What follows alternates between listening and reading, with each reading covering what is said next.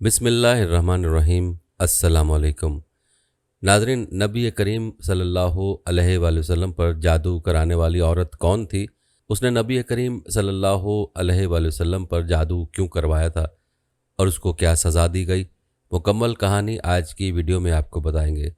उस औरत के अलावा आप सल्लल्लाहु अलैहि वसल्लम पर किसने जादू करवाया था और आप सल्लल्लाहु अलैहि वसल्लम को जहर किस औरत ने दी थी, ये भी आपको बताएंगे। इसके साथ साथ आपको बताएंगे कि नबी करीम सल्लल्लाहु अलैहि वसल्लम से पहले दुनिया और ख़ास तौर पर अरब के क्या हालात थे, दुनिया में किस कदर तासुब, जहालत और बेदीनी थी।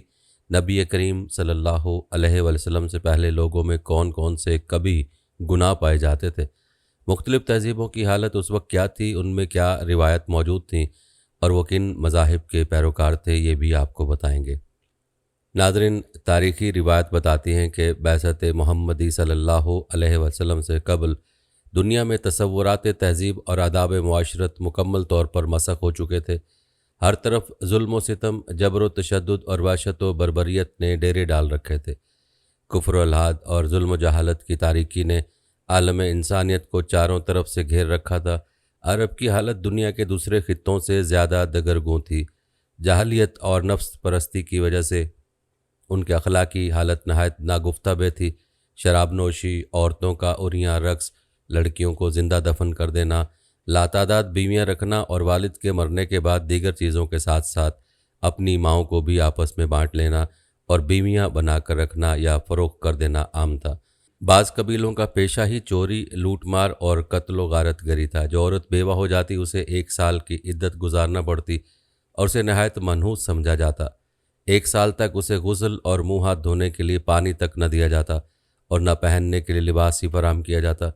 जैसा कि हदीस पाक में आता है, जब किसी औरत का खाविंद मर जाता तो वो एक कोठड़ी में दाखिल हो जाती, ख़राब कपड़े पहन लेती और खुशबू को हाथ तक न लगाती, यहाँ तक कि साल गुजर जाता। बेहयाई इस हद तक आम हो चुकी थी कि हज के मौका पर हज़ारों लोग जमा होते, लेकिन कुरैश के सिवा सब मर्द और औरतें बरहना हालत में तवाफ़ करते। हजरातुल अर्ज़ यानी छिपकली, बिच्छू, छछूंदर, चूहे और सांप तक खा जाते। यतीमों का माल खाना और गरीबों को सताना आम था। मुआशी ज़िंदगी में सूद का निज़ाम राज था। औरतों और बच्चों तक को गिरवी रख दिया जाता। लोग बच्चियों को ज़िंदा दरगोर कर देते थे।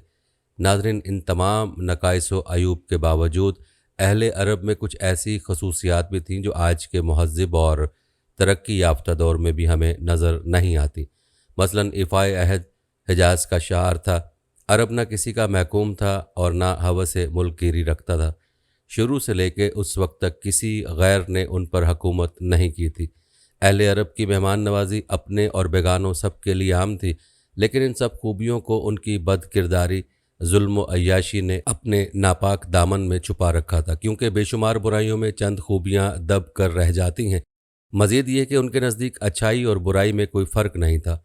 वो हर काम आदतन करते थे। यही कैफियत उनके मजहबी दुनिया में भी थी। मजहबी ज़ौक़ की तस्कीन के लिए उन्होंने बहुत से बुत तराश रखे थे, मगर परस्तिश के बावजूद वो अपने माबूदों के ताबे नहीं थे।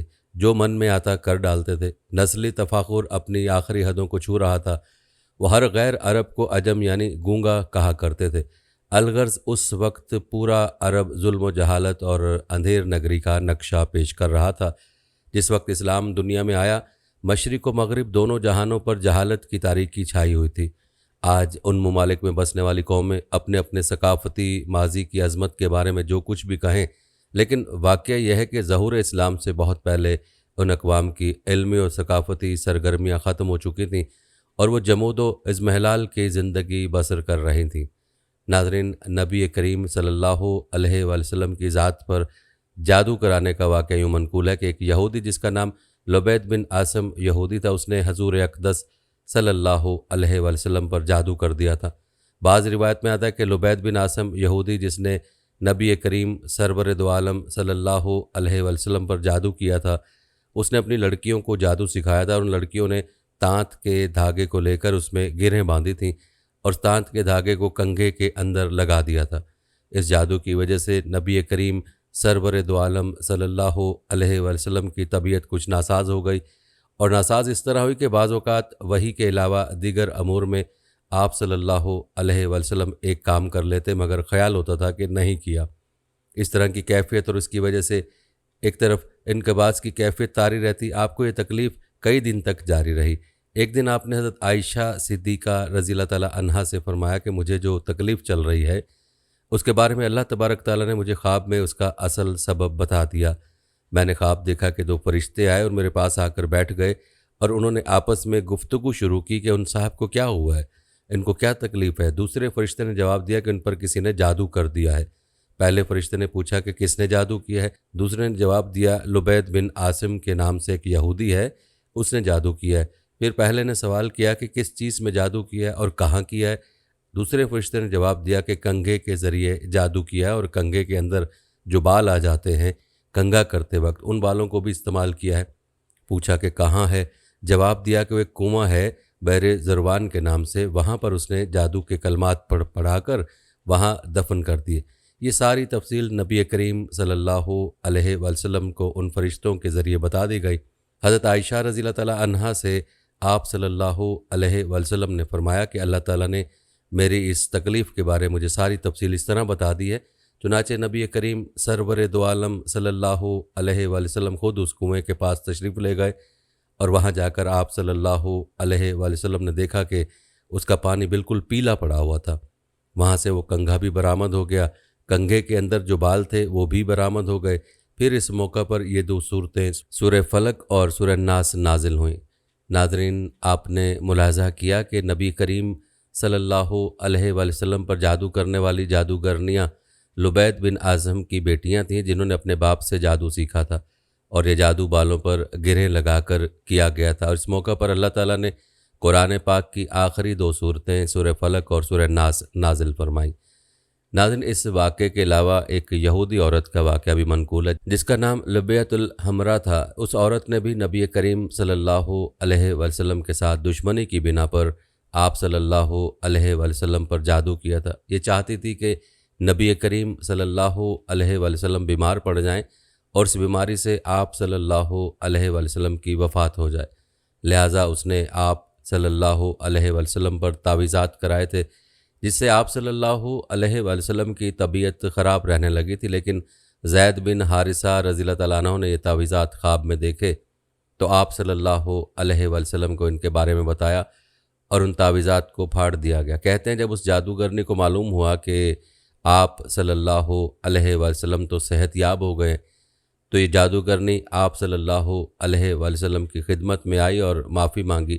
آپ صلی اللہ علیہ وسلم نے اس کو معاف فرما دیا، لیکن روایت بتاتے ہیں کہ اس کو سزا کے طور پر مدینہ منورہ سے نکال دیا گیا تھا۔ ناظرین، اللہ رب العزت نے اپنے پیارے حبیب صلی اللہ علیہ وسلم کو جادو سے حفاظت کے لیے دو صورتیں عطا فرمائیں جن کو معوذتین کہا جاتا ہے۔ ناظرین، آپ کو بتاتے چلیں کہ نبی کریم صلی اللہ علیہ وسلم کو زہر دینے والی بھی ایک عورت ہی تھی۔ آپ کو اس عورت کے بارے میں بتائیں گے، لیکن پہلے مختصراً آپ کو نبی کریم صلی اللہ علیہ وسلم کی بعثت اور سیرت کے بارے میں بتاتے ہیں۔ یاد رکھیں، حضور نبی کریم صلی اللہ علیہ وسلم کی ولادت باسعادت سے وفات تک کے تمام مراحل حیات، آپ صلی اللہ علیہ وسلم کی ذات و صفات اور تمام وہ چیزیں جن کا آپ صلی اللہ علیہ وسلم کی ذات سے تعلق ہو سیرت میں شامل ہیں۔ اعلان نبوت سے پہلے اور بعد کے تمام واقعات، کاشانہ نبوت سے غار ہیرا اور غار ثور تک، حرم کعبہ سے طائف کے بازار تک، مکے کی چراگاہوں سے شام کی تجارت گاہوں تک اور خلوت گاہوں سے غزوات کی رزم گاہوں تک، آپ صلی اللہ علیہ وسلم کی حیات مقدسہ کے ہر لمحے کو سیرت کہتے ہیں۔ نیز سیرت نگاروں نے آپ صلی اللہ علیہ وسلم کی ازواج مطہرات، اولاد، اصحاب، سواری کے جانوروں، اسلحے اور برتنوں وغیرہ کے تذکرے کو بھی سیرت کا حصہ شمار کیا۔ یوں سیرت کا مفہوم بہت وسیع ہے۔ ناظرین، ہمارا عقیدہ ہے کہ صرف آپ صلی اللہ علیہ وسلم کی ذات ہی تمام انسانوں کے لیے کامل نمونہ ہے۔ یہ دعویٰ صرف عقیدت اور محبت کی بنیاد پر نہیں بلکہ عقل کا فیصلہ اور تاریخ کی گواہی بھی یہی ہے۔ لہٰذا سیرت طیبہ صلی اللہ علیہ وسلم کا مطالعہ صرف مسلمانوں کے لیے نہیں، غیر مسلم اقوام کے لیے بھی ناگزیر ہے۔ اسلامی نقطہ نظر سے دیکھا جائے تو یہ مسلمانوں کے لیے محض کوئی علمی مشغلہ نہیں بلکہ ایک فریضہ ہے، کیونکہ رسول اللہ صلی اللہ علیہ وآلہ وسلم نے فرمایا کہ تم میں سے کوئی بھی اس وقت تک کامل مومن نہیں ہو سکتا جب تک وہ اپنے والدین، اولاد اور تمام لوگوں سے زیادہ مجھ سے محبت نہ رکھے۔ اور یہ بات مسلم ہے کہ کسی کا بار بار اور اچھے الفاظ میں تذکرہ محبت میں اضافے کا باعث نیز، جس سے محبت کی جاتی ہے اس کی زندگی کا احوال جاننا بھی ضروری ہے۔ ناظرین، قرآن کریم میں جہاں اللہ پر ایمان لانے کا حکم ہے، وہیں رسول اللہ صلی اللہ علیہ وآلہ وسلم پر ایمان لانے اور ان کے نقش قدم پر چلنے کا بھی حکم ہے۔ نقش قدم پر چلنے کے لیے ضروری ہے کہ ان کی حیات پاک سے واقفیت ہو۔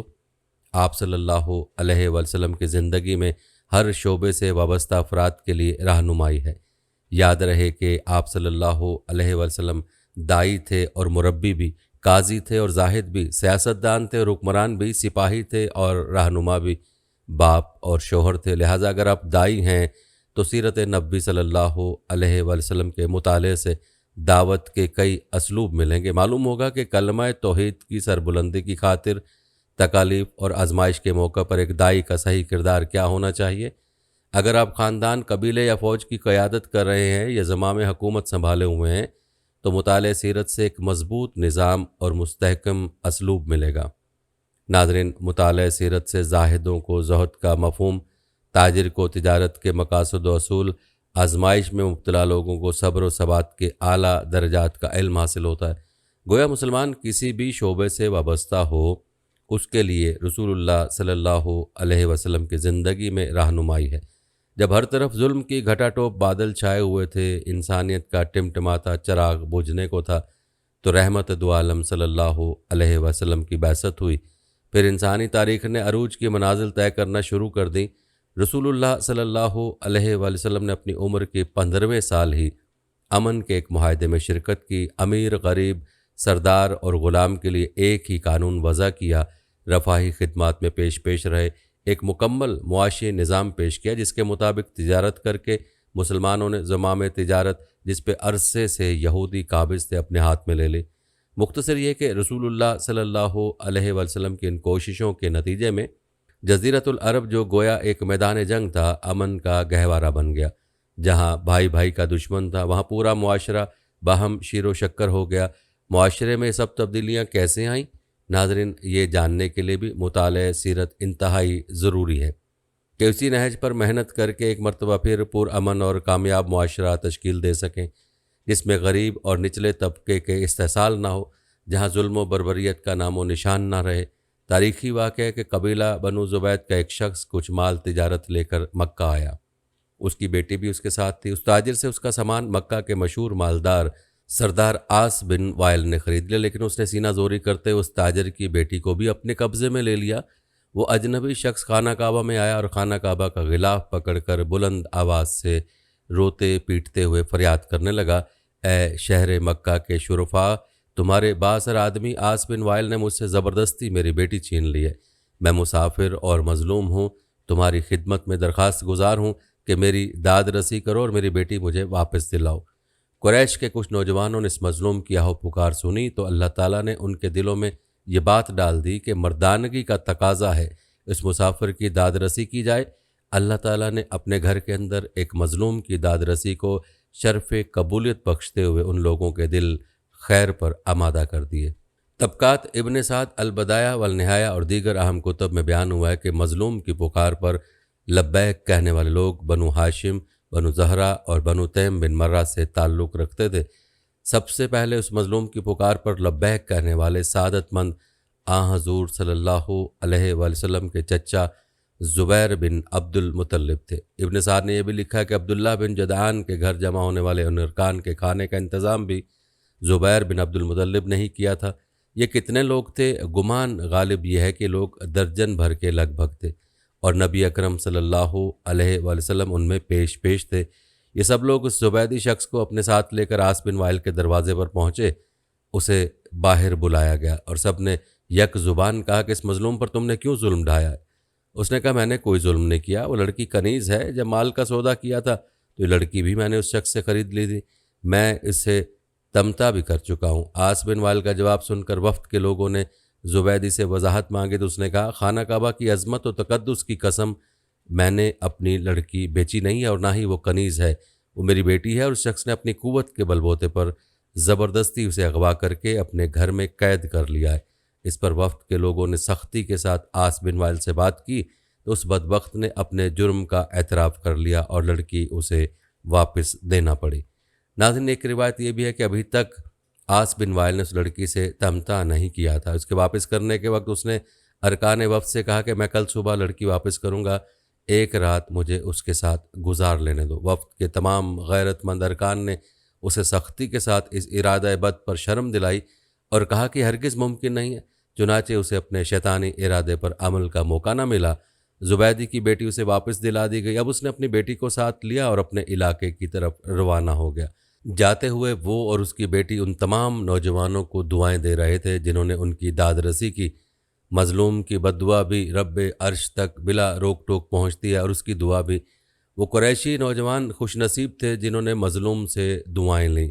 روایت بتاتی ہیں کہ جب اس تنازع کا فیصلہ بحسن خوبی ہو گیا تو وفد کے ارکان میں سے بعض نے مشورہ دیا کہ اس قسم کے واقعات وقتاً فوقتاً رونما ہوتے رہتے ہیں، کیا ہی اچھا ہو کہ ہم آپس میں حلف اٹھائیں کہ ہم ظالم کے مقابلے پر ہر مظلوم کی مدد کریں گے، خواہ وہ کوئی بھی ہو۔ چنانچہ سب لوگ عبداللہ بن جدعان کے گھر پر اکٹھے ہوئے اور اللہ کے نام پر سب نے حلف اٹھایا۔ ہم حلف اٹھاتے ہیں کہ غصب شدہ چیز مالک کو واپس دلائیں گے، آج کے بعد کسی پر ظلم کو برداشت نہیں کریں گے، ہر مظلوم کی داد رسی ہوگی اور ظالم کو اس کے ظلم کی سزا دی جائے گی۔ ناظرین، اس حلف کو حلف الفضول کہا جاتا ہے۔ یہ تھا تذکرہ نبی کریم صلی اللہ علیہ وسلم کی سیرت کا، اور آپ صلی اللہ علیہ وسلم کے دور کا واقعہ بھی آپ نے ملاحظہ فرمایا۔ اب ذکر کرتے ہیں نبی کریم صلی اللہ علیہ وسلم کو زہر دینے کے حوالے سے۔ روایت بتاتے ہیں کہ فتح خیبر کے بعد رسول اللہ صلی اللہ علیہ وسلم کچھ دنوں تک زرعی زمینوں اور باغوں کے انتظامات اور غنائم کی تقسیم کے کاموں میں مصروف رہے۔ ظاہر ہے ان کاموں کے لیے قیام وہیں ضروری تھا۔ اسی دوران ایک عورت نے جس کا نام زینب بنت الحارث تھا اور جو سلام بن مشکم کی بیوی تھی، اس نے رسول اللہ صلی اللہ علیہ وسلم کو زہر دے کر نعوذ باللہ ہلاک کرنے کی سازش کی۔ اس نے پروگرام بنایا کہ رسول اللہ صلی اللہ علیہ وسلم کو بکری کا بھنا ہوا گوشت پیش کیا جائے اور اس میں زہر ملا دیا جائے۔ پہلے اس نے صحابہ سے معلوم کیا کہ آپ صلی اللہ علیہ وسلم کو بکری کا کون سا حصہ مرغوب ہے۔ لوگوں نے بتلایا کہ آپ صلی اللہ علیہ وسلم بکری کی ران شوق سے نوش فرماتے ہیں۔ اس منحوس عورت نے بکری ذبح کی اور اس کا گوشت زہر آلود کر دیا، خاص طور پر بکری کی ران پر زیادہ زہر لگا دیا اور اسے آپ صلی اللہ علیہ وسلم کے خیمے میں لے کر آئی۔ آپ صلی اللہ علیہ وسلم مغرب کی نماز ادا کر کے خیمے میں تشریف لائے۔ دیکھا تو ایک عورت خیمے کے باہر آپ صلی اللہ علیہ وسلم کا انتظار کر رہی تھی۔ آپ صلی اللہ علیہ وسلم نے اس سے آنے کا سبب پوچھا۔ عورت نے کہا کہ اے ابو القاسم، میں آپ صلی اللہ علیہ وسلم کے لیے بکری کا بھنا ہوا گوشت ہدیے کے طور پر لائی ہوں۔ اسے معلوم تھا کہ آپ صلی اللہ علیہ وسلم ہدیہ قبول فرما لیتے ہیں، صدقہ قبول نہیں فرماتے۔ آپ صلی اللہ علیہ وسلم نے صحابہ سے فرمایا اس سے کھانا لے لو۔ اس کے بعد آپ صلی اللہ علیہ وسلم نے صحابہ سے جو اس وقت وہاں موجود تھے کھانے کے لیے فرمایا۔ آپ صلی اللہ علیہ وسلم نے بکری کا بازو لے لیا اور اسے منہ میں رکھا۔ حضرت بشر بن برا بن معور نے گوشت کا ایک ٹکڑا منہ میں رکھ لیا۔ ابھی رسول اللہ صلی اللہ علیہ وسلم نے بازو منہ سے لگایا تھا کہ اس نے خبر دی کہ مجھے زہر آلود کیا گیا ہے۔ رسول اللہ صلی اللہ علیہ وسلم نے فوراً تھوک دیا، اگر جس کا تھوڑا بہت اثر زبان پر رہ گیا۔ دوسری طرف حضرت بشر بن برا نے آپ صلی اللہ علیہ وسلم کے ادب اور لحاظ کے سبب کھانا نہ تھوک پائے، حالانکہ آپ صلی اللہ علیہ وسلم نے فرما دیا تھا کہ کوئی شخص یہ کھانا نہ کھائے، اس میں زہر ملا ہوا ہے۔ البتہ زینب بنت الحارث کو طلب کیا گیا۔ آپ صلی اللہ علیہ وسلم نے اس سے دریافت فرمایا کہ کیا اس کھانے میں تو نے زہر ملا دیا تھا؟ اس نے عرض کیا جی میں نے ملا دیا تھا۔ آپ صلی اللہ علیہ وسلم کو کیسے پتہ چلا؟ فرمایا مجھے اس ہڈی نے بتلا دیا تھا کہ میں زہر آلود ہوں۔ آپ صلی اللہ علیہ وسلم نے فرمایا تو نے ایسا کیوں کیا؟ اس نے کہا میرے باپ، چچا اور شوہر قتل ہو گئے، میری قوم بھی تباہ و برباد ہو گئی۔ میں نے سوچا اگر آپ صلی اللہ علیہ وسلم نبی ہوئے تو یہ زہر آپ صلی اللہ علیہ وسلم پر اثر نہیں کرے گا اور آپ صلی اللہ علیہ وسلم بچ جائیں گے۔ اور اگر بادشاہ ہوں گے تو ہمیں آپ صلی اللہ علیہ وآلہ وسلم سے نجات مل جائے گی۔ روایت بتاتے ہیں کہ آپ صلی اللہ علیہ وسلم نے اسے کچھ نہیں کہا، جانے دیا۔ صحابہ نے عرض بھی کیا کہ اس کو سزا ملنی چاہیے، مگر آپ صلی اللہ علیہ وآلہ وسلم نے درگزر سے کام لیا۔ ناظرین، انبیاء کی یہی شان ہوتی ہے، اور ہمارے حضور صلی اللہ علیہ وآلہ وسلم تو عفو درگزر میں سب سے بڑھ کر تھے۔ روایت بتاتے ہیں کہ جن صحابہ نے گوشت منہ میں رکھ کر تھوک دیا تھا ان پر زہر کا اثر کم تھا۔ آپ صلی اللہ علیہ وآلہ وسلم نے ان سے فرمایا کہ سر میں پچنے لگوا لیں، یعنی فاسد خون نکلوا دیں۔ صحابہ نے ایسا ہی کیا، البتہ حضرت بشر بن برا زہر کے اثر سے وفات پا گئے۔ ناظرین، آپ کو بتاتے چلیں کہ رسول اللہ صلی اللہ علیہ وآلہ وسلم اس واقعے کے بعد 3 برس تک حیات رہے، لیکن اس زہر کا اثر محسوس فرماتے رہے، یہاں تک کہ مرض وفات میں اس کا اثر کچھ زیادہ ہی محسوس فرمایا۔ ایک روز حضرت عائشہ رضی اللہ تعالیٰ عنہا سے فرمایا، اے عائشہ، میں نے خیبر میں جو کھانا کھا لیا، میں اس کا اثر آج تک محسوس کر رہا ہوں۔ اسی لیے علماء فرماتے ہیں کہ حضور صلی اللہ علیہ وسلم نے شہادت پائی ہے، اگرچہ آپ صلی اللہ علیہ وسلم کی وفات آپ صلی اللہ علیہ وسلم کے حجرہ مبارک میں ہوئی تھی۔ ناظرین، آپ کو بتاتے چلیں کہ اسلام کی آمد سے قبل دنیا میں بے شمار تہذیبیں عروج و زوال سے دوچار ہوئیں، لیکن آج چند ایک کے سوا سب اپنا تشخص کھو چکی ہیں۔ آئیے بعثت نبوی صلی اللہ علیہ وآلہ وسلم سے قبل کی چند تہذیبوں کے بارے میں آپ کو بتاتے ہیں۔ سب سے پہلے بات کرتے ہیں سمیری تہذیب کی۔ روایت کے مطابق جنوبی عراق میں شمال کی طرف سے ایک نئی قوم کے لوگ آ کر آباد ہوئے۔ یہ لوگ اپنے ساتھ دھات کے استعمال کی ترقی یافتہ صنعت اور کمہار کے چاک کی ایجاد لے کر آئے تھے۔ 3000 قبل مسیح سے کچھ عرصہ قبل جنوبی عراق پر اس اجنبی قوم کا قبضہ ہو گیا، جو ایک متمدن قوم تھی، اور یوں سمیری تہذیب وجود میں آئی۔ ناظرین، اسلام سے قبل کی تہذیبوں میں ایک معروف تہذیب مصری تہذیب ہے۔ روایت بتاتے ہیں کہ اہل مصر بھی اس دور میں شاندار تہذیبی روایت کے حامل تھے۔ سمیری تہذیب مصری تہذیب سے قدیم تھی۔ اہل مصر ایک ترقی یافتہ قوم تھے، ان کا کلچر سمیری کلچر سے مختلف تھا اور انفرادیت کا حامل تھا۔ مصری قوم میں لیبیا، مغربی ایشیا، سامی، سوڈانی اور توبیائی لوگ بھی شامل تھے، اور یوں ایک مخلوط تہذیب وجود میں آئی جو ثقافتی اعتبار سے بھی توانا روایت کی حامل تھی۔ حکمران فرعون کہلاتے اور ملک کے سیاہ و سفید کے مالک ہوتے تھے۔ عوام سے بےگار لی جاتی اور ان کے خون کا آخری قطرہ تک نچوڑ لیا جاتا۔ عوام حکمرانوں کے لیے عالیشان عمارتیں تعمیر کرنے اور ان کی ہوس سے ملک گیری کے لیے اپنی جانیں تک قربان کر دیتے تھے۔ ناظرین، اس دور کی ایک اور معروف تہذیب ہتی تہذیب تھی۔ ہتی آریائی نسل سے تعلق رکھنے والے مختلف قبائل کو کہتے۔ یہ لوگ 3000 قبل مسیح کے وسط تک اپنے اصل وطن بحیرہ کیسپین میں آباد تھے۔ یہ قبائل شام سے ہوتے ہوئے اناتولیا جا پہنچے۔ وہاں انہوں نے مقامی لوگوں سے ابتدائی اصول و ضوابط سیکھے اور پھر شاہراہ ترقی پر گامزن ہو کر 1600 قبل مسیح میں انہوں نے ایشیائے کوچک میں ایک منظم اور طاقتور حکومت قائم کی۔ روایت کے مطابق ہتی تہذیب سمیری اور مصری تہذیب کے بعد وجود میں آئی، اس لیے ان دونوں بڑی تہذیبوں سے اس نے بھرپور استفادہ کیا۔ ناظرین، اب تذکرہ کرتے ہیں فونیکی تہذیب کا۔ روایت بتاتے ہیں کہ فونیکی دراصل سامیو نسل لوگ تھے۔ ان کے آباء و اجداد 2800 قبل مسیح کے قریب خلیج فارس کے علاقے سے ساحل شام کے علاقے میں منتقل ہوئے۔ یہاں انہوں نے شہر آباد کیے جو مختلف دستکاریوں کے مراکز تھے۔ تجارت ان کا واحد ذریعہ معاش تھا۔ یہی تجارت ان کی منفرد تہذیب کی بنیاد بنی۔ انہوں نے لسانی اعتبار سے بھی کمال ترقی کی۔ ان کا کارنامہ یہ ہے کہ انہوں نے اپنی زبان کی تمام آوازوں کو 22 حروف تہجی میں لکھنے کا آغاز کیا۔ ان کا دوسرا کارنامہ یہ ہے کہ انہوں نے اسپین کے ساحلوں تک رسائی حاصل کی اور رفتہ رفتہ وہاں اپنی نو آبادیاں قائم کر لیں۔ ناظرین، اس دور کی 5ویں بڑی تہذیب یونانی تہذیب تھی۔ روایت کے مطابق یونان 1600 قبل مسیح تک ایک نیم وحشی ملک تھا۔ 2000 قبل مسیح آریہ نسل کے جو لوگ یونان میں آئے تھے وہ تہذیب سے اتنے ہی نابل تھے جتنے مقامی لوگ۔ البتہ 8ویں صدی کے وسط سے یونانی قوم میں بیداری کی لہر پیدا ہوئی اور ترقی کے آثار نظر آنے لگے۔ سابقہ 4 صدیوں کے دور کے یونانی لوگ مشترکہ تہذیب و تمدن کے بعض مخصوص اور منفرد خصوصیات قائم کرنے میں کامیاب ہو گئے تھے۔ شہری ریاست اگرچہ یونان سے قبل سمیری تہذیب میں مارز وجود میں آ چکی تھی، لیکن جتنا انہماک اور شوق یونانیوں نے ظاہر کیا اور شہری ریاستوں کے تصور کو اپنی تہذیب کا حصہ بنا لیا، اتنا جوش و خروش خود سمیری تہذیب میں بھی نہیں پایا جاتا تھا۔ آپ کو بتاتے چلیں کہ یونانی تہذیب و تمدن کی دو بنیادی رجحان فلسفہ اور سائنس تھے، جو بعد میں یورپی اقوام کی مادی ترقی کا باعث بنے۔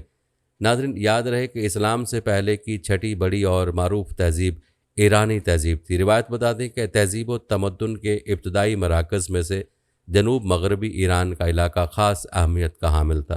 خلیج فارس سے ملا ہوا یہ علاقہ قدیم زمانے میں اللام کے نام سے مشہور تھا۔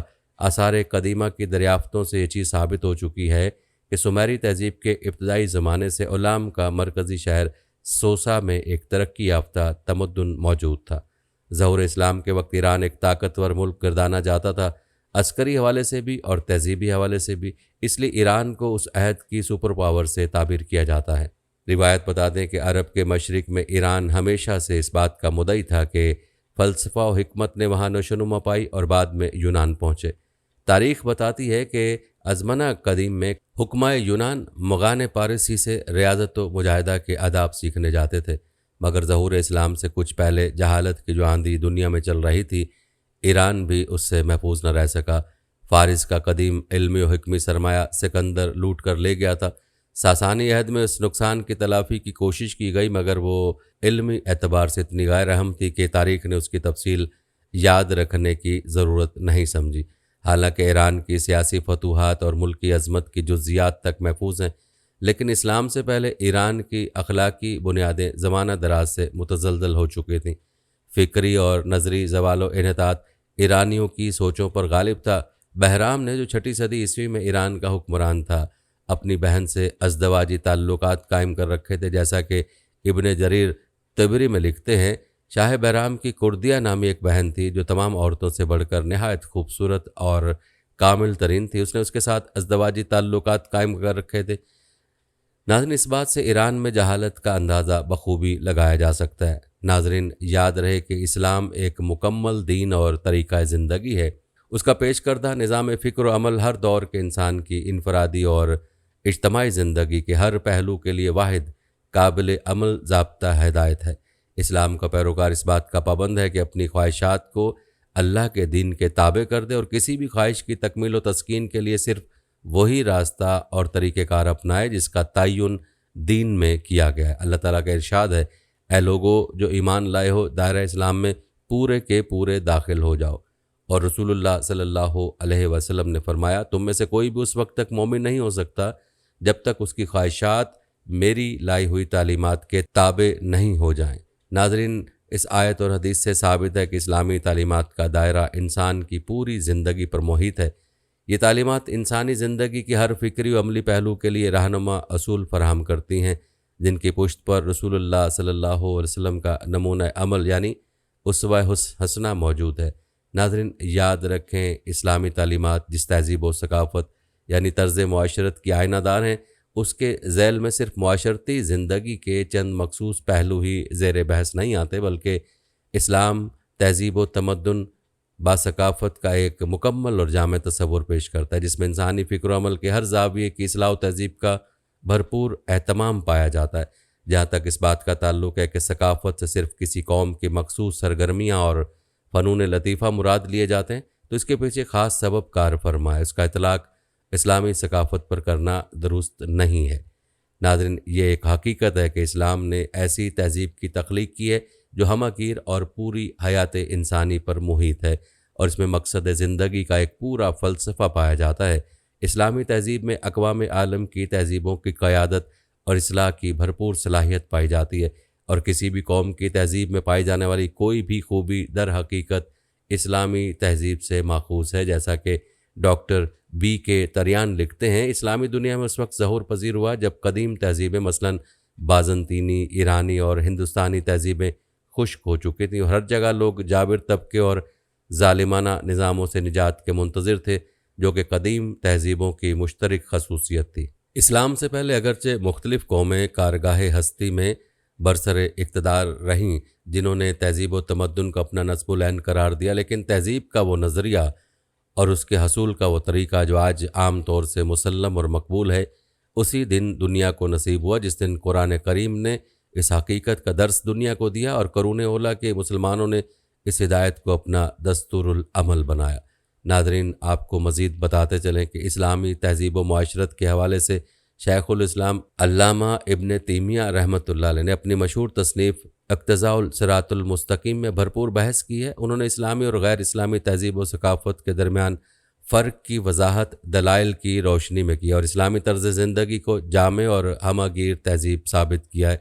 ایک جگہ فرماتے ہیں، دین کامل کے آنے کا مطلب ہی یہ ہے کہ اگلی یعنی پہلی شریعتیں اور تہذیبیں ناقص تھیں یا بعد میں ان میں نقص پیدا ہو گیا، اس لیے کہ اگر وہ آخری سچائی ہوتیں تو پھر نئے دین، نئی کتاب اور نئے رسول کے بھیجنے کی ضرورت ہی کیا تھی۔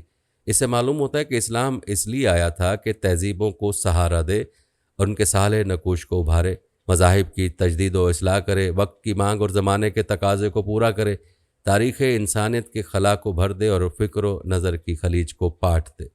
ناظرین، یاد رکھیں، یورپ کی جہالت اور تہذیب سے ناآشنائی ایک تاریخی ریکارڈ ہے، اور یہ بھی کہ یورپ کی تاریخ راہیں اسلامی علم و دانش اور تہذیب و تمدن کے چراغوں سے روشن ہوئیں۔ امجد حیات ملک لکھتے ہیں، یورپ کی صدیوں پرانی اخلاقی اور علمی ویرانی کے دور میں اسلام نے ترقی کے ہر اول دستے کی قیادت کی۔ عیسائیت نے اپنے آپ کو قیصر روم کے تخت پر تو متمکن کر لیا، لیکن اقوام عالم کی ہدایت اور رہنمائی میں ناکام رہی۔ 4 صدی سے 12ویں صدی عیسوی تک یورپ پر چھائی ہوئی ظلمتوں کے پردے دبش سے دبستر ہوتے چلے گئے۔ کلیسا نے وہ تمام راہیں جن سے علم، انسانیت اور تہذیب کا دور شروع ہو سکے مسدود کر دی، لیکن پھر بھی وقت کے ساتھ اسلام کی بابرکت اثرات عیسائی دنیا میں پہنچ کر محسوس ہونے لگے۔ ناظرین، غیر جانبدار مغربی مورخین نے بھی اس حقیقت کا اعتراف کیا ہے اور اسے یورپ پر مسلمانوں کا احسان تسلیم کیا کہ اسلامی تہذیب و ثقافت نے اس دور کے غیر مہذب اقوام میں علمی بیداری اور تہذیبی انقلاب کی روح پھونکی ہے۔ عرب دنیا کی ایک مصنفہ نے لکھا ہے، 13ویں صدی عیسوی کے دوران جو لوگ یورپ کی ذہنی رہنما تھے، انہوں نے مسلم تہذیب کی برتری کا اعتراف کیا ہے۔ راجر بیکن کی نظر میں عیسائیوں کی مسلمانوں سے شکست کھانے کا سبب یہ ہے کہ عیسائی سامی زبانوں اور اطلاقی سائنس سے ناواقف تھے اور مسلمان ان میں بڑے ماہر تھے۔ مسیحیت کے بڑے بڑے اساتذہ پر مسلم تخیل کا رنگ بہت گہرا چڑھا ہوا تھا۔ ناظرین، روایت بتاتے ہیں کہ برطانیہ میں Markfield institute of higher education کی نئی عمارت کے افتتاح کے موقع پر برطانوی شہزادہ چارلس نے اپنے تاثرات بیان کرتے ہوئے دین اسلام اور اسلامی طرز معاشرت کی حقانیت اور جاذبیت کا اعتراف کیا تھا، اور انہوں نے تاریخی حوالوں سے بتایا کہ عالمی تہذیب کے حسن کاری میں اسلام کا بہت بڑا کنٹریبیوشن ہے۔ مسلمانوں نے انسانی فلاح کے ایسے ایسے کارہائے نمایاں انجام دیے کہ ہم ان کے احسانوں کا بدلہ نہیں چکا سکتے۔ ناظرین، یاد رکھیں، جس طرح اسلام دین فطرت ہے، اسی طرح اس کی پیش کردہ تہذیب بھی فطری تہذیب ہے جس میں فطری جاذبیت ہے۔ ایک غیر جانبدار انسان، خواہ اس کا کوئی بھی مذہب ہو، اس سے متاثر ہوئے بغیر نہیں رہ سکتا۔ یہ حقیقت ہے کہ دنیا بھر کی تہذیبوں پر اسلامی تہذیب فائق ہے اور سب پر اس کے گہرے اثرات مرتب ہوتے ہیں۔ ناظرین، اسلام اور اسلامی تہذیب نے ہمیشہ دوسرے مذاہب اور تہذیبوں کو متاثر کیا ہے۔ احمد عبداللہ لکھتے ہیں، جب مسلمان اسپین، پرتگال اور جنوبی یورپ میں داخل ہوئے، ان علاقوں میں اسلام پھیلنا شروع ہو گیا، لیکن یہ پھیلاؤ کسی بھی اور علاقے کی نسبت سست تھا۔ ہسپانوی لوگوں کی ایک بڑی تعداد نے نہ صرف اسلام قبول کیا بلکہ عربی زبان اور اسلامی تمدن کو بھی جوش و خروش سے اپنایا۔ ناظرین، روایت بتاتے ہیں کہ زرتشتوں نے حلقہ اسلام اس لیے شمولیت اختیار کی کیونکہ پادری اپنی طاقتور حیثیت سے بلا جواز فائدے اٹھا رہے تھے۔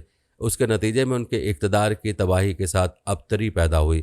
ہندو مت سے اسلام کے سایہ عاطفیت میں آنے کی عمومی وجہ ذات پات کے امتیازات تھے جو معاشرے کے ایک طبقے کے ساتھ انتہائی بے انصافی کے ذمہ دار تھے۔